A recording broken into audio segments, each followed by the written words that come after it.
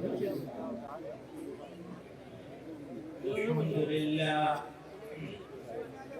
لله نحمده ونستعينه ونستغفره ونؤمن به ونتوكل ونعوذ بالله من شرور أنفسنا ومن سيئات أعمالنا من يهده الله فلا مضل له ومن يضلل فلا هادي له ونشهد أن لا إله إلا الله وحده لا شريك له ونشهد أن سيدنا ومولانا محمدا عبده ورسوله صلى الله تعالى عليه وعلى آله وصحبه وبارك وسلم.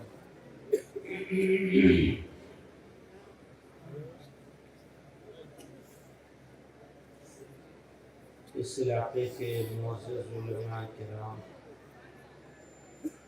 طلباء عزیز، نوجوان ساتھیوں اور بزرگوں، میرے لیے گولڈن اپرچونٹی، سنہرا موقع ہے آپ لوگوں کے بیچ میں اس خوبصورت مجلس میں جو قرآن کریم کی نسبت سے منعقد کی گئی ہے.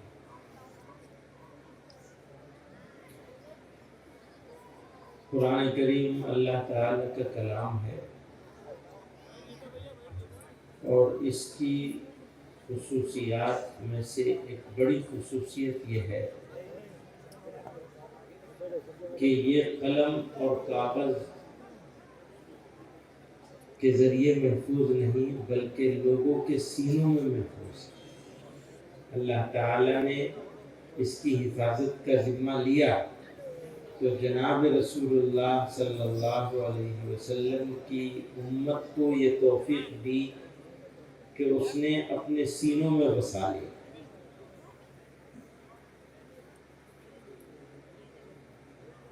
اقوام تو اور بھی ہیں، مذاہب بھی ہیں، کچھ کتاب والے بھی ہیں، ان کی کتابیں بھی ہیں. انبیاء میں بہت سے انبیاء کو صحائف دیے گئے، اللہ نے ذمہ نہیں لیا تھا تو ان میں ملاوٹ ہو گئی، رد و بدل کر دی گئی. اور اس طرح سے آپ دیکھیں گے آج بھی کسی نے، کسی قوم نے، کسی امت نے، کسی نبی کی ماننے والوں نے اس طرح حفاظت کی توفیق نہیں ملی جس طرح جناب رسول اللہ صلی اللہ علیہ وسلم کے امت کو ملی ہے. اور یہ مدرسے، یہ مکتب، یہ علماء، اللہ تعالیٰ اپنی شان کے مطابق بہترین جزا عطا فرمائے. یہ مشکل حالات میں اس شمع کو جلا رکھا ہے، آندھیوں سے مقابلہ ہے.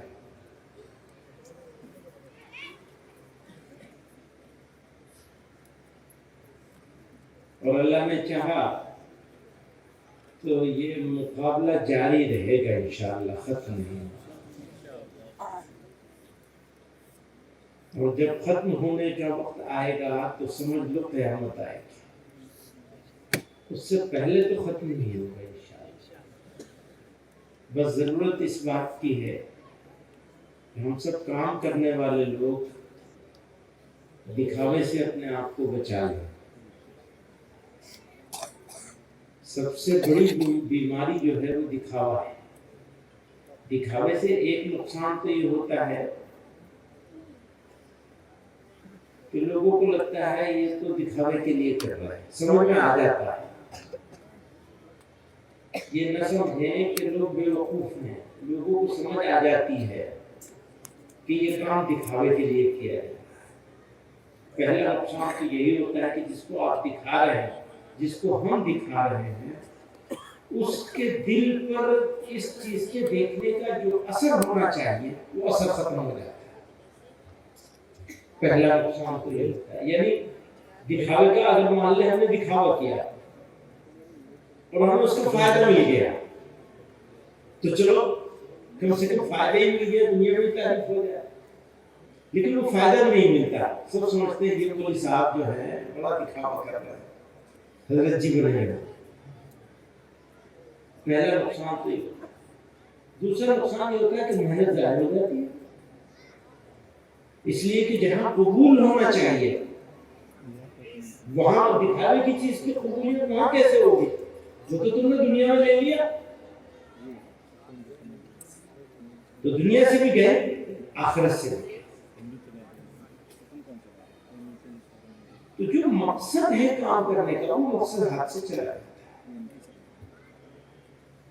اس لیے ہم لوگوں کو چاہے ہم طالب علم ہوں، پڑھنے والے ہوں، پڑھانے والے ہوں، انتظام کرنے والے ہوں، سب لوگوں کو ہمیشہ اپنے اوپر نظر رہنی چاہیے.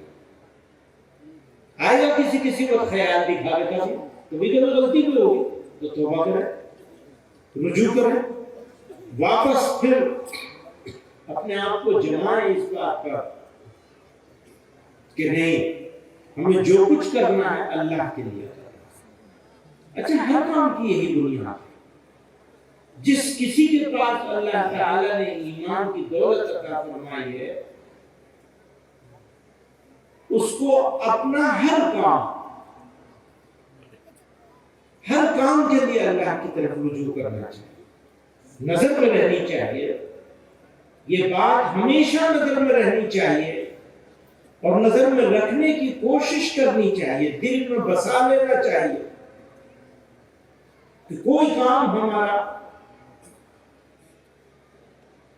اللہ کے سوا کے لیے نہیں ہوگا. جو کام اللہ کے سوا کے لیے ہوگا وہ دنیا ہے، اور جو کام اللہ کے لیے ہوگا وہ چاہے ظاہر میں دنیا لگ رہی ہو وہ دین ہوگا. آپ کی تجارت، آپ کا بزنس دنیا والے دنیا سمجھتے ہیں، لیکن اگر صحیح نیت کے ساتھ، صحیح طریقے کے ساتھ احکامات کی پابندی کرتے ہوئے کیا جائے تو ایماندار تاجر کو جنت کے جس دروازے سے چاہے داخل ہونے کی بشارت دی گئی ہے. کوئی کام دنیا نہیں ہے ہمارے لیے. ہمارے لیے تو ہر کام دین بن سکتا ہے اگر صحیح نیت کے ساتھ اور صحیح طریقے کے ساتھ کیا جائے. نیت صحیح ہوگی تو طریقہ بھی آپ صحیح ڈھونڈ ہی لیں گے انشاءاللہ. اور کچھ غلطی ہوگی، بھول چوک ہوتی ہے تو توبہ کی توفیق بھی ہوتی رہے. جس کو توبہ کی توفیق ہو جائے اس کا درجہ تو توبہ کرنے سے پہلے، گناہ ہونے سے پہلے جو تھا اس سے بھی زیادہ اونچا ہو جاتا ہے. اللہ میاں اضافہ کر دیتے ہیں.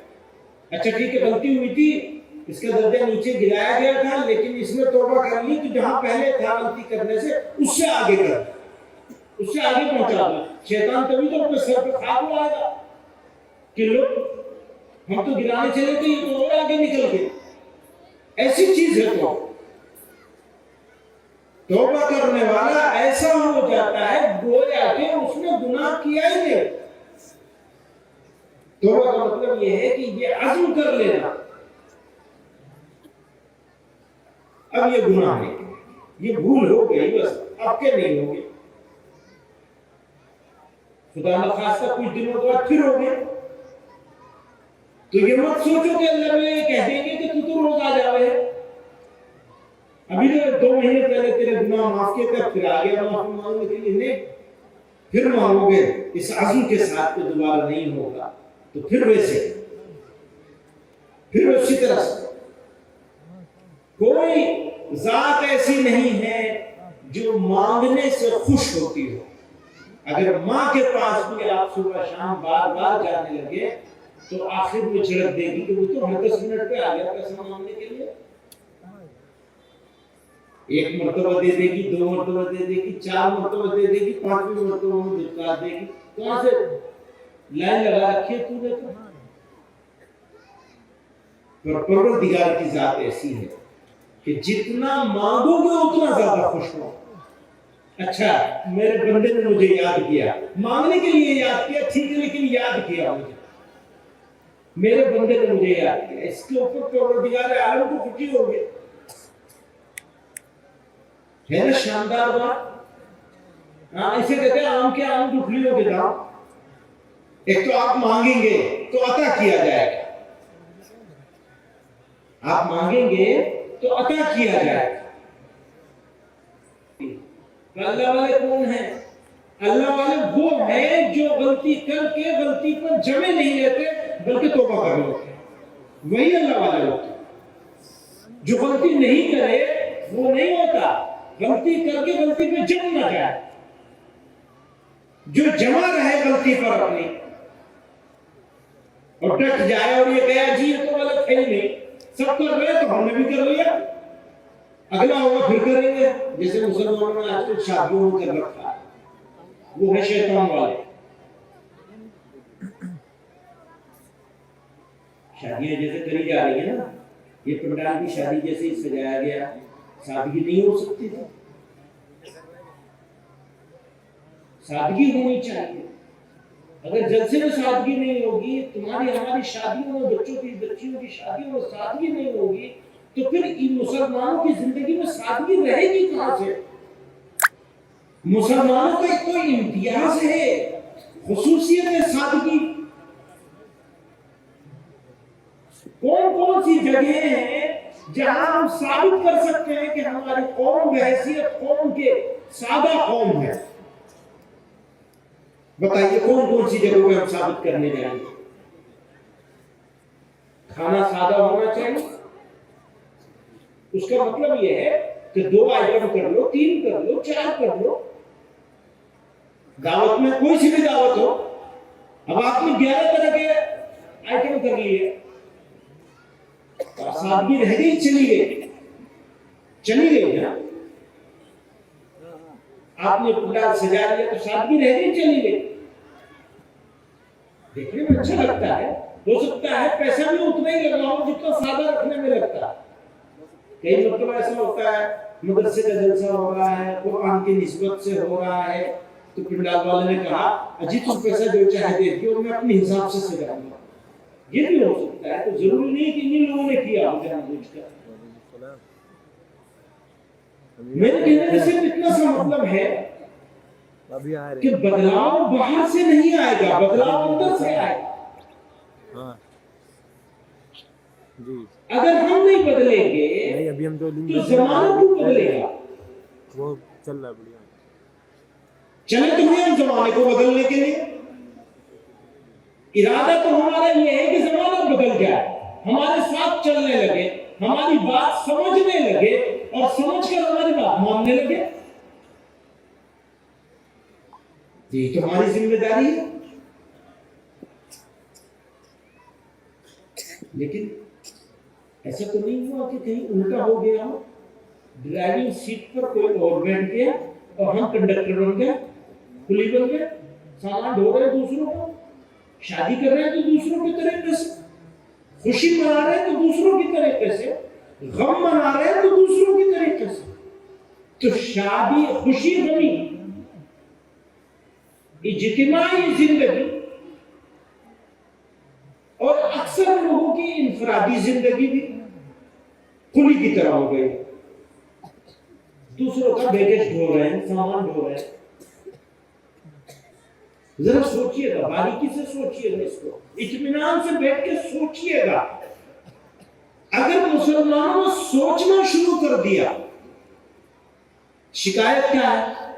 شکایت یہ ہے میاں سوچنا ہی بند کر دیا, بھیڑ چاہیے بس. بھیا سوچنا شروع کرو نا, کم سے کم سوچو تو ہو کیا رہا ہے, کر کیا رہے ہیں ہم لوگ. ہم سب لوگ, کوئی بری نہیں ہے اس سے, کوئی زیادہ کر رہا ہے, کوئی کم کر رہا ہے, پر ہے سارے مبتلا.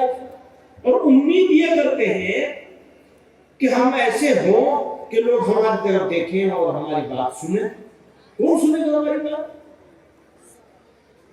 کنڈکٹر کی بات کوئی سنتا ہے؟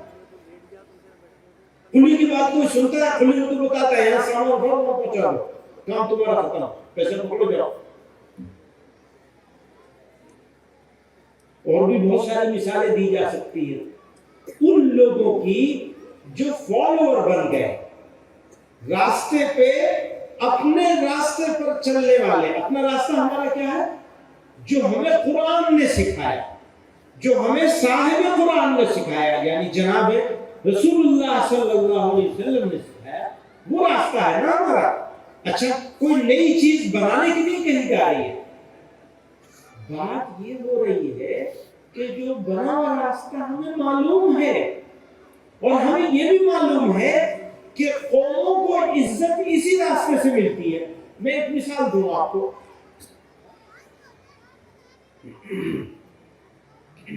کوئی آدمی غیر مسلم ہے لیکن ایماندار ہے اور سچا ہے، اور ساتھ میں متعصب بھی ہے، ہمارے ساتھ تعصب کا معاملہ کرتا ہے لیکن ایماندار اور سچا ہے، تو ہم جب اپنی مجلسوں میں بیٹھتے ہیں یا کہیں اس کے بارے میں بات چل رہی ہوتی ہے تو سب کچھ کہنے کے بعد یہ ضرور کہتے ہیں بھئی بات کچھ بھی ہو، ہے تو ایماندار آدمی، ہے تو سچا آدمی۔ محلوں میں، گاؤں میں، ہر جگہ ابھی بھی ہر مذہب میں ایسے کچھ لوگ ہیں جو اچھے ایماندار ہیں، شریف ہیں، سچائی سے بات کرتے ہیں، جھوٹ بولنے سے بچتے ہیں، چاہے دو چار ہی ہو، مسلمانوں میں بھی ہے، غیر مسلموں میں بھی ہے، اور ان کے سماج میں بھی اور دوسرے سماج میں بھی عزت ہوتی ہے اس سچائی کی وجہ سے۔ وہ قصہ مشہور ہے کاندلے کے قریب کا، انگریزوں کے زمانے میں مسجد کو لے کے جھگڑا ہوا تھا، مولوی صاحب کو بلایا گیا تھا، مولوی صاحب نے اس جھگڑے میں مسلمانوں کے خلاف گواہی دے دی تھی، آ نہیں رہے تھے، زبردستی بلایا تھا پکڑ کے، وہ انگریزوں کو منہ نہیں دیکھنا چاہتے۔ جج انگریز وہ فیصلہ ان کی گواہی کی وجہ سے مسلمانوں کے خلاف ہو گیا تھا، تو جانتے ہیں جج نے کیا کہا؟ مقدمہ مسلمان ہار گئے لیکن اسلام جیت گیا، ان کی سچائی کی وجہ سے، وہ اپنی سچائی کی ڈٹے رہے۔ تو ہمارا اسلام بھی چیزوں پر نہیں ہے، ہمارے رویے پر ہے، ہندی میں کہتے ہیں آچرن، کردار، ہمارے کردار پر ہے، ہمارے آچرن پر ہے، کریکٹر پر ہے۔ اگر ہمارا اور ہماری اگلی نسلوں کا ایمان اس طرح بچا، ایمان کا مطلب کیا ہے؟ 5 چیزیں ہیں، کچھ چیزیں ہیں ان میں سے 5 میں بیان کرتا ہوں۔ اللہ کو ایک ماننا، اور اللہ کو ایسا اللہ ماننا جیسا وہ ہے، ساری طاقتوں کے ساتھ، سارے اختیار کے ساتھ۔ میرا جو وقت ہے یہاں سے جانے کا، مولانا جمال صاحب نے طے کیا تھا، وہ 6:40 تھا، اور اب 7 بج گئے، 6:40 میں مجھے یہاں سے روانہ ہونا تھا۔ تو جتنی ساری طاقتیں اور اختیار اللہ کے لیے ہے، ان سارے اختیاروں کے ساتھ اللہ کو ماننا، اسی کا نام تو ایمان ہے۔ کچھ چیزیں ماننی پڑیں گی اور کچھ نہیں مان سکتے۔ یہ ہرگز نہیں مانا جا سکتا کہ اس کا کوئی ساجی اور شریک ہے، اس کو کسی کی مدد کی ضرورت ہے۔ ساری قدرتیں، ساری طاقتیں، عزت، ذلت، موت، حیات، سب اس کے اختیار میں ہے، اور وہ موجود ہے، وہ ہمیں دیکھتا ہے، جانتا ہے ہماری حرکت کو۔ وہ کہتا ہے یعلم خائنۃ الاعین وما تخفی الصدور، تمہارے دلوں میں جو پوشیدہ ہے اور تمہاری آنکھیں جو خیانت کرتی ہیں، پروردگار اس سے بھی واقف۔ وہ تمہاری شہرت سے زیادہ قریب ہے. اتنی ساری طاقتیں اس پروردگار کی ہیں، ان طاقتوں کے ساتھ ان کو مان لینا، یہ نام ہے ایمان کا. اسی سے ایمان ہوتا ہے. ابھی ہمیں فیصلہ کرنا ہے ہم نے کتنی طاقتوں کے ساتھ اس کو مالک مانا.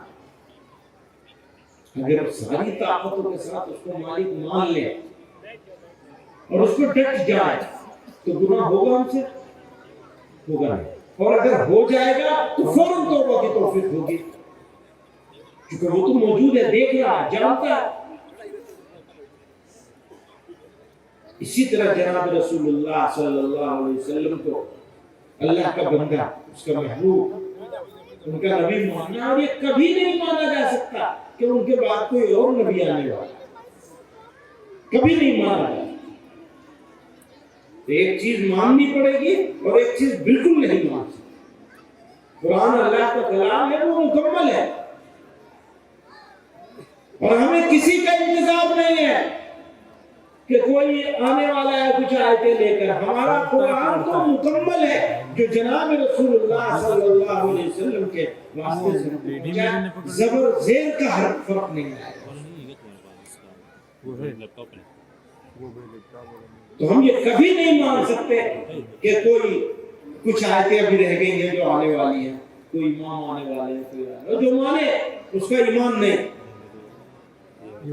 ماننا پڑے گا، یہ قرآن مکمل ہے، اور جن چیزوں کا حکم دیا گیا کرنے کا اسے کرنا پڑے گا، اور جن سے بچنے کا اسے بچنا پڑے گا. آخرت کی زندگی وہی اصلی زندگی، کبھی ختم نہیں ہوگی، اور کسی اور دنیا میں جانا نہیں ہوگا، پھر کوئی واپس نہیں آئے گا. جنہیں واپسی کا شوق ہے وہ آتے رہے، جاتے رہے. ہمارا ایمان ہے یہ اصلی زندگی تو آخرت کی، اور بس یہاں سے وہاں جائیں گے، وہاں سے پھر کہیں اور نہیں جائیں گے. دنیا والوں کو کس لیے دنیا میں بھیجا ہمیں نہیں معلوم. ہمیں تو یہ معلوم ہے کہ ہمیں وہاں کی تیاری کے لیے بھیجا گیا. جناب رسول اللہ صلی اللہ علیہ وسلم نے فرمایا دنیا خلقت، دنیا تمہارے لیے بنائی گئی، وَإِنَّكُمْ خُلِقْتُمْ لِلْآخِرَةِ، تمہیں تو آخرت کے لیے بنایا گیا، دنیا کے لیے نہیں بنایا گیا. ہمیں دنیا کے لیے نہیں بنایا گیا، دنیا ہمارے لیے بنایا گیا. سورج، چاند، ستارے، زمین، آسمان، ندی، نالے، دریا، ہوا، پانی، جو کچھ پیدا کیا گیا انسانوں کا بیگاری خادم بنا کے پیدا کیا گیا، سب انسانوں کے لیے. پر انسان کو آخرت کے لیے بنایا گیا. تو اصلی گھر تو وہی ہے. تو وہاں جاتے وقت آدمی روئے گا یا خوش ہوگا؟ خوش ہونا چاہیے نا. موت جو ہے وہ خوشی کا مقام ہے. غزہ والوں نے تو ثابت کیا، ابھی اسی زمانے میں ثابت کیا، زندہ مثال موجود ہے ہمارے سامنے. ہمیں فخر ہے، کاش ہم بھی ایسے ہی ہو جائیں. کاش اللہ توفیق دے دے شوق آخرت ہمارے دل میں پیدا ہو جائے. وہ اصلی سفر ہے، وہی منزل ہے ہماری. یہ منزل نہیں ہے دنیا. دنیا مومن کی منزل نہیں ہو سکتی، اور جو منزل بنائے اسے وہ مومن نہیں ہو سکتا. مومن ہے تو دنیا سفر ہے اور آخرت منزل ہے. اب وہ جب مل جائے پریشانی کیا ہے؟ پریشانی وہ سے ہوگی جو دنیا کے لیے آیا ہو، جس کو دنیا کے لیے بنایا گیا ہو، اسے تکلیف ہوگی، پریشانی ہوگی. جو بنایا ہی گیا آخرت کے لیے اس کو کیا پریشانی ہے؟ مگر 10 منٹ رک جائے گا تو ہمارے نمبر پر کال نہیں کریں. قیامت ضرور آئی، ضرور آئی، بچ نہیں سکتی. آئے گی ہی آئے گی، اور قریب ہے، دور نہیں. نشانیاں بہت تیزی سے آ رہی ہیں. قرب قیامت کی علامت. بزرگوں اور دوستوں، میں کہہ رہا تھا بدلاؤ جو ہے نا وہ باہر سے نہیں ہوتا. اس خوبصورت ٹینٹ اور اس خوبصورت جلسے گاہ سے بدلاؤ نہیں ہوگا. بدلاؤ تو ہمارے اور آپ کے اندرونی فیصلے سے ہوگا، دل سے ہوگا. آپ جانو تو کیا کہیں آپ کیمرہ بھی ہمارا دل کس بات کو چاہ رہا ہے اس پر فیصلہ ہوگا. چاہت کیا ہے ہماری؟ سادہ لوگوں کی سمجھ میں یہ حساب آتا نہیں، سادہ لوگوں کی سمجھ میں یہ حساب آتا نہیں. دل نہیں پھرتے تو ہرگز انقلاب آتا نہیں. انقلاب تو دلوں میں آئے گا، تو دلوں سے آئے گا، دلوں میں آئے گا، پھر دلوں سے آئے گا انقلاب.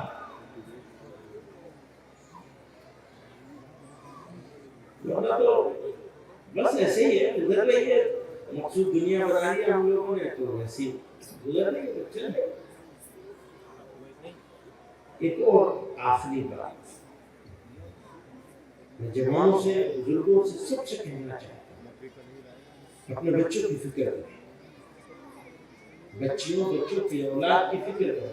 بچوں کہہ کر صرف مرد بچوں کی بات نہیں کر رہا ہوں، سب بچوں کی بات کریں، اولاد کی بات کر رہا ہوں.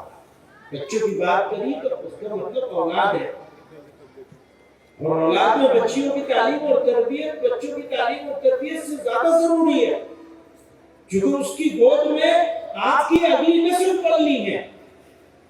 اگر وہ تعلیم یافتہ ہوگی، اگر وہ قابل ہوگی، اگر وہ شریف ہوگی، اگر وہ مومنہ ہوگی، صحیح معنوں میں اس کے دل میں ایمانی جذبہ ہوگا، تو اگلی نسل کے دلوں میں بھی وہ ایمانی جذبہ پیدا کر دے گی. اسی کی گود میں بچہ تو اپنے نسلوں کی فکر. بچوں کے ساتھ 8 سال کی عمر تک بچے کا رویہ کچھ اور ہوتا ہے، 8 سال سے 12 تک کچھ اور ہوتا ہے. 12 کی عمر کو پہنچ جائے تو بچہ دوست ڈھونڈتا ہے، ماں باپ دوست نہیں بنتے.